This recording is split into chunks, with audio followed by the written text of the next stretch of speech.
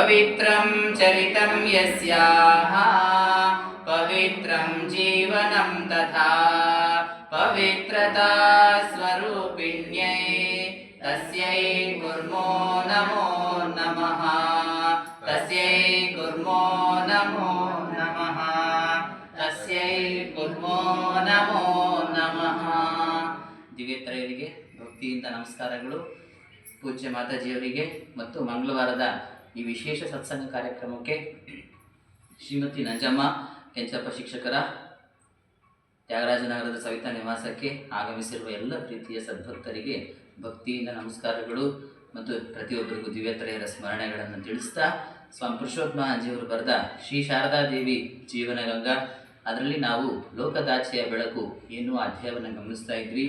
ಶ್ರೀಮಾತೆಯವರಲ್ಲಿ ಯಾವ ರೀತಿಯಲ್ಲಿ ಪವಾಡ ಶಕ್ತಿ ಆ ಶಕ್ತಿಯನ್ನು ಅಲೌಕಿಕ ಶಕ್ತಿ ಯಾವ ರೀತಿಯಲ್ಲಿ ವ್ಯಕ್ತವಾಗ್ತಿತ್ತು, ಆ ಪವಾಡ ಶಕ್ತಿಯನ್ನು ಉಪಯೋಗಿಸಿ ಶ್ರೀಮಾತೆಯವರು ತಮ್ಮ ಬಳಿಗೆ ಬಂದಂಥ ಆರ್ಥ ಭಕ್ತರ ನೋವುಗಳನ್ನು ಕಷ್ಟಗಳನ್ನು ಆಲಿಸಿ ಅವುಗಳಿಗೆ ಸೂಕ್ತ ರೀತಿಯಲ್ಲಿ ಪವಾಡ ಸದೃಶವಾದ ರೀತಿಯಲ್ಲಿ ಅವುಗಳನ್ನು ಪರಿಹರಿಸ್ತಾ ಇದ್ರು ಅಂತ ನಾವು ನೋಡ್ತಾ ಬರ್ತಾ ಇದ್ದೇವೆ. ಅದರ ಮುಂದುವರೆದ ಭಾಗ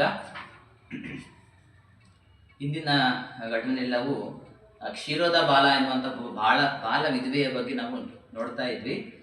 ಅಂದರೆ ಅವಳಿಗೆ ಏನು ಇದಾಗಿರುತ್ತಲ್ಲ, ಹುಣ್ಣಿನ ಕಾರಣದಿಂದ ಅವಳಿಗೊಂದು ಗಾಯ ಆಗಿ ಹುಣ್ಣಾಗಿರುತ್ತೆ. ಆ ಹುಣ್ಣನ್ನು ಶ್ರೀರಾಮಕೃಷ್ಣರ ಆ ತೀರ್ಥದ ಕುಡಿಯುವಿಕೆಯಿಂದ ಅದು ನಾಶ ಆಗುತ್ತೆ ಮತ್ತು ಮಾಯವಾಗುತ್ತೆ ಅಂತ ನಾವು ನೋಡಿದ್ವಿ. ಮುಂದುವರೆದ ಭಾಗ ಮತ್ತೆ ಬೇರೆ ಘಟನೆಗಳನ್ನು ಸ್ವಾಮೀಜಿ ಹೇಳ್ತಾ ಇದ್ದಾರೆ. ಇನ್ನೊಮ್ಮೆ ವಜ್ರೇಶ್ವರಿ ದೇವಿ ಎಂಬೊಬ್ಬಳು ಶ್ರೀಮಾತೆಯವರಿಂದ ಮಂತ್ರದೀಕ್ಷೆ ಪಡೆಯಲು ಜಯರಾಮ್ ಭಟ್ಟಿಗೆ ಬಂದಿದ್ದಳು. ಇನ್ನೊಬ್ಬ ಭಕ್ತ ಹೆಸರೇನು, ವಜ್ರೇಶ್ವರಿ ದೇವಿ ಎನ್ನುವಂಥ ಒಬ್ಬಳು ಭಕ್ತೆ ಶ್ರೀಮಾತೆಯವರಿಂದ ಮಂತ್ರದೀಕ್ಷೆಯನ್ನು ಪಡೆಯಲಿಕ್ಕೋಸ್ಕರ ಜಯರಾಮ್ ಭಟ್ಟಿಗೆ ಯಾವುದು, ಶ್ರೀರಾಮಕೃಷ್ಣರ ಮತ್ತು ಶ್ರೀರಾಮಕೃಷ್ಣನಿಗೆ ಏನು ಕಾಮರಪುರ ಹೆಂಗೆ ಜನ್ಮಸ್ಥಳವೋ ಹಾಗೆ ಶ್ರೀಮಾತೆಯವರಿಗೆ ಜಯರಾಮ್ ಭಟ್ಟಿ ಅವರ ಜನ್ಮಸ್ಥಳವಾಗಿತ್ತು. ಈಕೆಗೆ ಇಸ್ಟೀರಿಯಾ ಎಂದರೆ ಒಂದು ಬಗೆಯ ಮನೋರೋಗ ಇರುತ್ತೆ. ಇದ್ದುದರಿಂದ ಅದರ ನಿಯಂತ್ರಣಕ್ಕಾಗಿ ತೋಳಿಗೆ ಬೆಳ್ಳಿಯ ತಾಯಿತ ಕಟ್ಟಿಕೊಂಡಿದ್ದಳು. ಅಂದರೆ ಅವಳು ಜಯರಾಮ್ ಭಟ್ಟಿಗೆ ಮಂತ್ರದೀಕ್ಷೆ ಪಡೆಯಲು ಬಂದಿರ್ತಾಳೆ.